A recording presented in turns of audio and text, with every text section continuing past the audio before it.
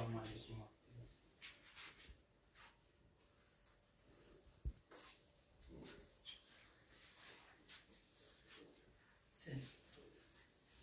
طيب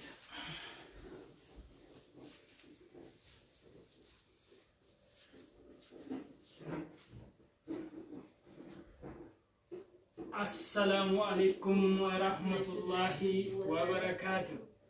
دعوتك كبجمتوت. دعوتك كبجمتوت. كينيا. بالنسبة لكم شوف. إذا دعوتك كينيا أكو أرجعت أرجويا إذا جت دعوتك كينيا إذا موتي يكون بيتا نحن أكو مدان دهون وانتو كتو كمانة كوبي فتاة جت دعوتك كينيا أكو موت ندور له بيتا جت جودا وانتو كتو كوبي فني جرا جت دعوتك كينيا غافا موم كوبي فني سيتنا كسين نولي nuti hintolu him beitani jechuudha wata keenya laala mi godhu jechuudha haala kanaan qopheessinee jira jechuudha waan danda'amaa ta'e jechuudha asumaan immoo kumee waan akka jedhamneedha dhugaa dubbachuudhaaf yeroo isin akkatti qopheeffattanii tiniin shaashambaa jettanii ayyaana dabarsitaa waan tokko tokko dabarsitan hedduutu dhaga'amaa jedhanii beektanii isaanitti illee akka isinitti hin dhagahamne gaafa biyya galtan inshaallah waliin shaashambaa jennan dagatina bilbilaan nutti hima yookaan manni keessan dhufna yookaan manni keessan dhufne akkatti haala kanaan akkuma danda'amaa ta'een ولين ده بس ناس نيجي لو تذكرنا أسمع حسالين بايس كمية وان تكو جريتي وان كبابا دولت تذكرنا وما مت إن شاء الله قيمة تكودا سامبوت ماتي كيسنو جينجس تاني بفسن هاجر غارو ويا إيدا دمو باينا مكتل فاتا وما مت سنتين دقيقة سنتو كله ترتان Gudule turtan guyyaa xiqqoo maashatti matane guyyaa xiqqoo san baay'isanii dalagachuu barbaadan. Kanaaf daawwata keenya. Idiliin dhuguu baay'ee nama dhaga'ama kanaaf guyyaa xiqqaa shuburraa kan hin jee kanaaf malee guufeedhaan galuu danda'an. Akkasuma waa daawwata keenya akkuma yoona sirreeffatee jirti jechuudha daawwata keenya dhugaa rabbi dubbachuuf immoo baay'ee o'a jechuudha daawwata keenya amma baay'ee fuuraa jira jechuudha daawwata keenya. Kanaaf ani maal isiniin jechuudha isin fakkaate asumaan immoo tiyyuu keessummaan biratti argatan kun obboleessa kiyya hangafa koo kan haalaan jala dhufe haalaan kabaju.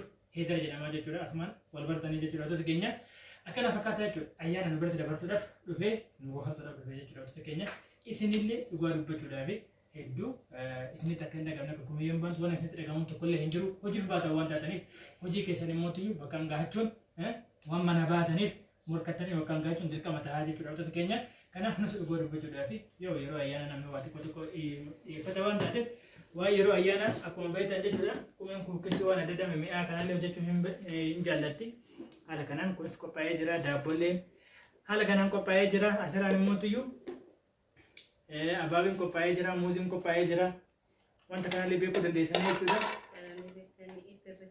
kanallee hin beektanii isunummaan maqaa isaa natti mataniin jedha burtukaanni jira waan adda addaa jira jechuudha waantota keenya nyaanni illee jira jechuudha waantota keenya nyaanni qophaa'ee jira tiriin akkasii nu jala qophaa'ee jira amma gara nyaatatti tarraa jechuudha waantota keenya manni tan kumee asirra wanti dhaamtu jira.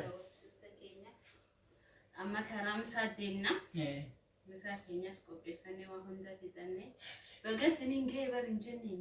Baga isiniin gahee hin jenneen nuuf kolfaa jennaan kaa jedhin jettiin baga idal adahaa 1447 isiniin gahee walumaan nuun gahee isiniin jedha waantota keenya. Kanaaf immoo tiyyuu akka seentanii share like subscribe gochuu dagatinaa isiniin jedha waantota keenya ayyaanni keenya mootii kana fakkaanna nyaata taasisu nama kumiyyee. Amma haala kanaan kunoo nyaata keenyaas waa hunda qopheeffannee. Ati taasisan amma dhaabna. Kunillee gudhabnu sanboota nyaanneeti dammoo walitti deebina. Maaliif nyaatanii itti deebitanii wajjuma nyaannaan jettuun maali? Wata viidiyoo bicha. Wanti laa jiraata nama gammachuuni. Osoo dhufanii wajjin nyaatanii gammachuuni hedduun itti tolaa itti kumiyyooni. Daawwattoota keenya kennu ani immoo ana hojjatee beektanii waan nama baasuuf kana. Ana hojjetu hundeessaatu kumiyyoon na laalaa turte yeroo hojjedhu ammallee yeroo an baasu kanallee na laalaa itti argaa jirtanii jechuudha waantota keenya ragaa kanaa baatan asumaan jechuudha waantota keenya ati waan tokko tokko baase waan hojjettanii aybii uumamu sanniin baase waan ofii keenya hojjette.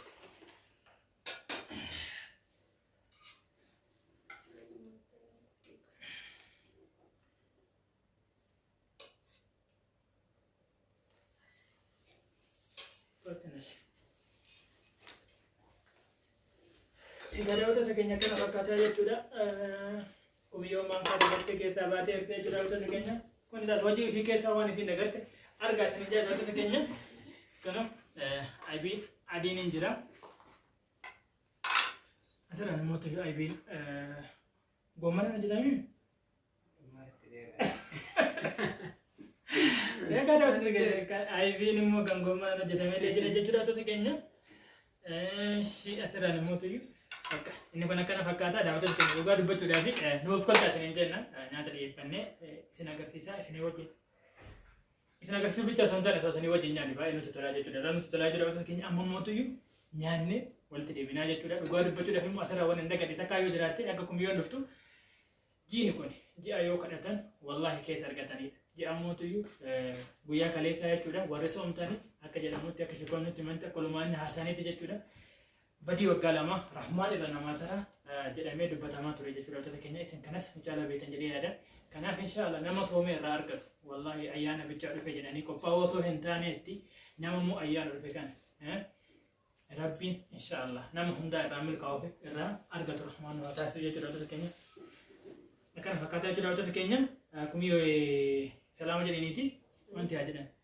daawwattoota keenya isinillee waa jedhaan meeqa akkasuma waa jedhani waasaa akkasuma dubbadha keessumaa maal dubbatamaa nyaata kana argee gammadee nyaatu wedhaa amma jedhee eeyyee keessumaa nyaata irratti baay'ee naasofnu nyaanni nu jala jiraa jedhan gabaasaniituma jechuudha akka keenya haasaan baay'isan isa nyaanni qophaa'ee jira nyaanni eega qophaa'ee mootu nyaata irratti baay'ee naasofnu nyaata booda asanii jechaa jirani nyaata boodatti mootu haasaa isaanii raayina jechuudha wantoota keenya dhuguma rabbi isin irratti dabalatee jira hedduu isin jalanna hedduu isin kabanya ayyaana gaarii ayyaana milkii ayyaana argata share like subscribe gochuu hin dagatinaa bye bye